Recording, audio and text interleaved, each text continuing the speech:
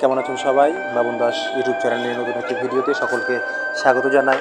তো এর আগে আমি অনেক রকম ভিডিও বানাচ্ছি, তো আজকের ভিডিওটা একটু অন্যরকম। তো আজকের যে ব্লগটা আমি করেছি সেটা হচ্ছে আমার দোকানের উপর, মেডিসিনের উপর। তো আজকের এই ছোট্ট ব্লগটা আমি তোমাদের সঙ্গে শেয়ার করছি। জানি না করাটা ঠিক হবে কি না, তো ভিডিওতে কেউ কিছু খারাপ মনে করো না বা খারাপ কিছু রিয়াক্ট করো না, কারণ ভিডিওটা আমি শুধুমাত্র তোমাদেরকে একটু দেখানোর চেষ্টা করছি যে দোকানে সারাদিন আমার কী কী কাজ থাকে, কী কী করতে হয়। তো দোকানে প্রায় বেশিরভাগ সময়টাই আমি কাটাই, তো সেই সময়টুকুই আমি তোমাদের সঙ্গে স্পেন্ড করছি, শেয়ার করছি। তো ভিডিওটি যদি ভালো লাগে অবশ্যই লাইক কমেন্ট শেয়ার করবে, আর বালুঘাট থেকে এই ভিডিওটি দেখছো অবশ্যই কমেন্ট করবে। তো ভিডিওটি দেখতে থাকো, আশা করি তোমাদের অনেক বেশি ভালো লাগবে। বাই।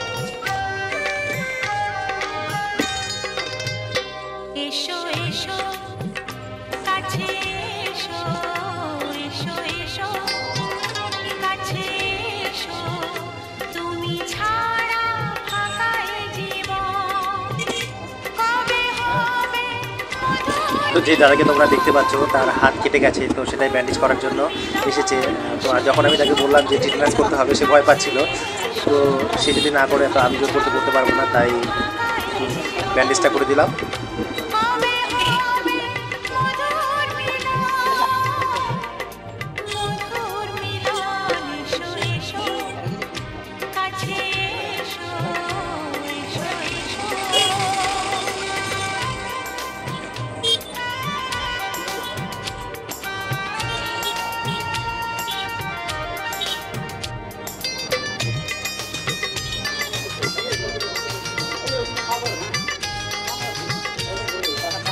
ইচ্ছা ছিল যে তোমাদেরকে একটা ইঞ্জেকশনের ভিডিও শেয়ার করবো, কিন্তু এমনই দুঃখের কপাল যে আজকে কেউ একটা টিটেনাস বা অন্য কোনো অন্যরকম ইঞ্জেকশন হয়, তো কেউ করতেও আসেনি।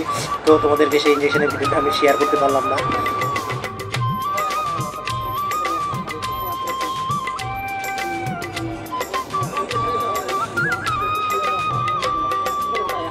তো যে কাকুর প্রেশার আমি মাপলাম তার প্রেশার ছিল 170/80, অনেকটাই বেশি, কারণ একটা সাধারণ প্রাপ্তবয়স্ক লোকের যা প্রেশার থাকা উচিত তা হলো 120/80, আর ছিল 170/80, অনেকটাই বেশি। আর এই সমস্ত প্রেশারেই কিন্তু স্ট্রোক হয়, আর তার মধ্যে যা গরম পড়েছে তোমরা অবশ্যই সাবধানে থাকবে।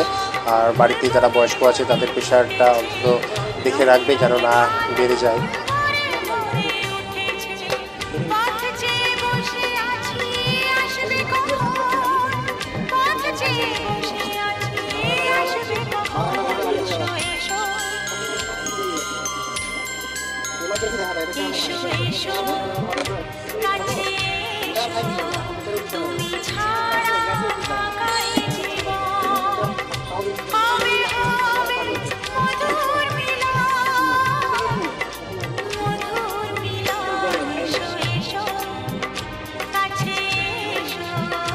যে বলার ছিল যে এই দোকানটা কিন্তু আমার না, এটা আমার বড় জায়গার দোকান।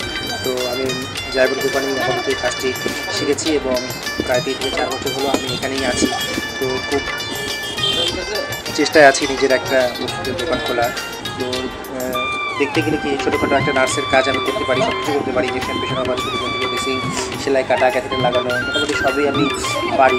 তো আমার নেক্সট টার্গেট ফার্মাসি, তো তার জন্যই আমি একটু বিভ্রান্তিতে আছি, একটু আদৌ কী করতে পারবো কি না, বা কি বড়ো অ্যামাউন্টেরও ব্যাপার আছে। তো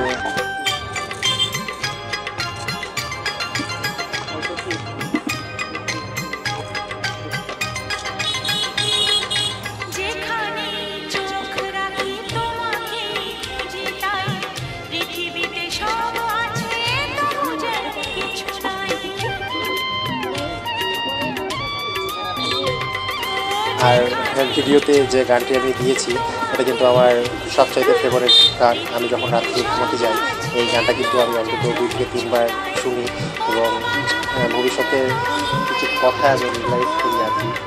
তো বুঝতে পারছি আমি খুব গুজরাটি বা বলতে যাচ্ছি, তো করতে থাকি আর কি।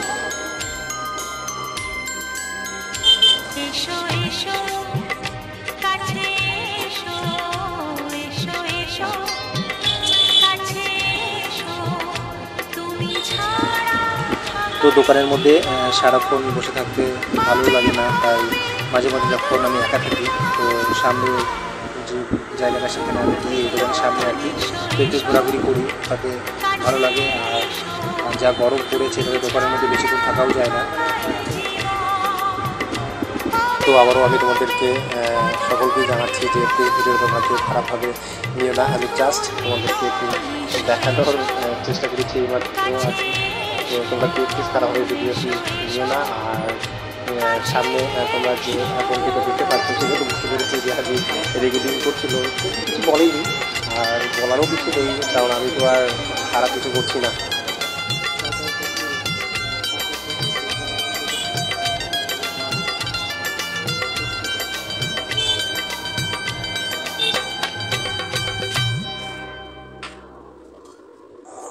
তো ভিডিওটি যদি ভালো লাগে লাইক কমেন্ট এবং শেয়ার করবে।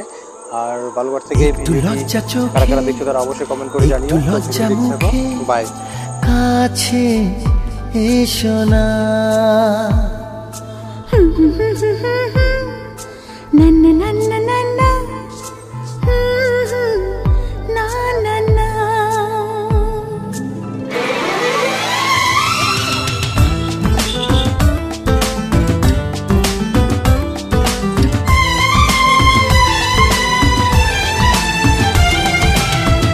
লজ্জা চোখে একটু লজ্জা মুখে কাছে এসো না,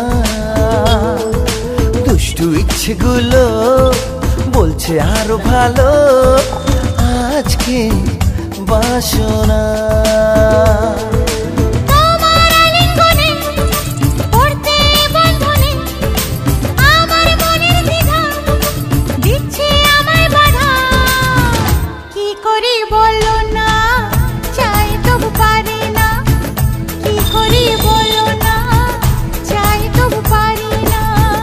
লজ্জা চোখে একটু লজ্জা মুখে কাছে এসো না।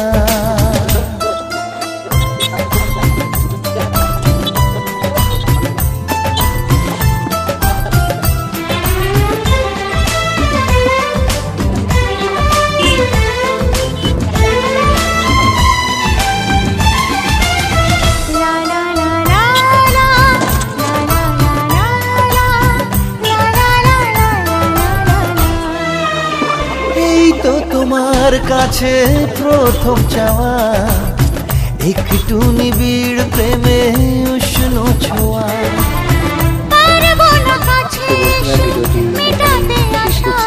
দেখা হবে।